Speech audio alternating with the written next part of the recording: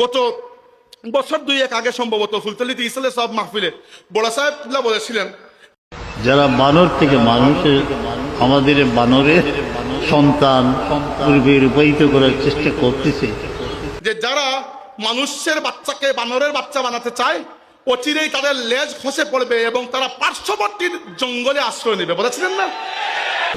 আশা করি তাদের লেজ খসে পড়বে, প্রতিবেশী জঙ্গলে তারা আশ্রয় নেবে।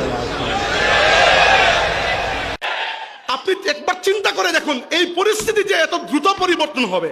যারা আমাদের সন্তানদেরকে বানরের সন্তান বানাতে চেয়েছিল, যারা আমাদের শিক্ষা ব্যবস্থার মধ্যে ডারউইনের মতবাদকে ইন্ট্রোডিউস করতে চেয়েছিল, যারা আমাদের শিক্ষা ব্যবস্থাকে নষ্ট করে সেখানে সমকামিতা এবং ট্রান্সজেন্ডারিজমের ফিতনাকে প্রবেশ করাতে চেয়েছিল, আজকে বাংলাদেশে তারা একটা ঘৃণিত নামে পরিণত হয়েছে। কি জন্য? কারণ হচ্ছে আল্লাহর দ্বীনের সাথে দুশ্মনী কেউ টিকে থাকতে পারে না। এটা আমাদের বুঝতে হবে। এই বাংলাদেশে আমরা আন্ডার কনফিডেন্ট হলে চলবে না। আমরা সেই জাতি যাদেরকে আল্লাহ ইসলামের মাধ্যমে ইজ্জত দিয়েছেন। আমরা দুনিয়াতে টিকে আছি ইসলামের জন্য। আমি বারবার এক গান গেয়ে যাচ্ছি, কিন্তু আপনার বিরক্ত হতে পারে, কিন্তু আমার আপনাদের কাছে এই মেসেজটা আজকে, যে আমরা মূলত কোনো রাজনৈতিক, অর্থনৈতিক, সামাজিক সংগঠন নই। আমরা একটা দ্বীনী কাফেলা। বাংলাদেশের রাজনৈতিক পরিস্থিতি যেভাবেই হোক না কেন, বাংলাদেশ থাকুক না থাকুক, ইসলাম তো থাকবে। আর ইসলাম থাকলে আমরাও আছি, আলহামদুলিল্লাহ। এইটাই হচ্ছে আমাদের মূল মন্ত্র। নিজেকে দুর্বল ভাবার কোনো কারণ নেই।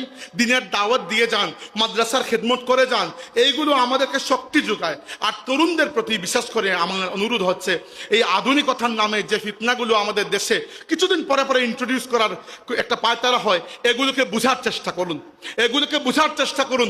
নয়তো এই ফিতনাগুলা আমাদের পূর্ববর্তী যারা আছেন, দাড়ি পাকা মুরব্বীরা, সেই ফিতনার যুগ পান নাই যেটা আমরা পাবো। তারা হয়তো সম্রাট আকবরের গল্প শুনেছেন। আমরা আজকে বাংলাদেশের এমন এমন পরিস্থিতি দেখছি, যেখানে আকবরের ফিতনা চাইতে বড় ফিতনা বাংলাদেশে কিছুদিন আগ পর্যন্ত আমরা দেখেছি। আল্লাহ জানে ভবিষ্যতে আর কারা আসবে, আল্লাহ জানে এই দেশের পরিস্থিতি কি হবে, কিন্তু আমাদেরকে বুক চিতিয়ে টিকে থাকতেই হবে। কিন্তু এটাও স্বীকার করছি, আমি বক্তব্য শেষ প্রান্তে চলে আসছি, এটাও স্বীকার করছি যে এই উম্মতের অবস্থা আসলেই বড় সঙ্গীন। আর এই সঙ্গীন অবস্থায় আমরা আল্লাহর কাছে দোয়া করি, আল্লাহ তাবারক ওয়া তাআলা যেন এই উম্মতকে আবার সেই শৌর্য বীর্য দান করেন।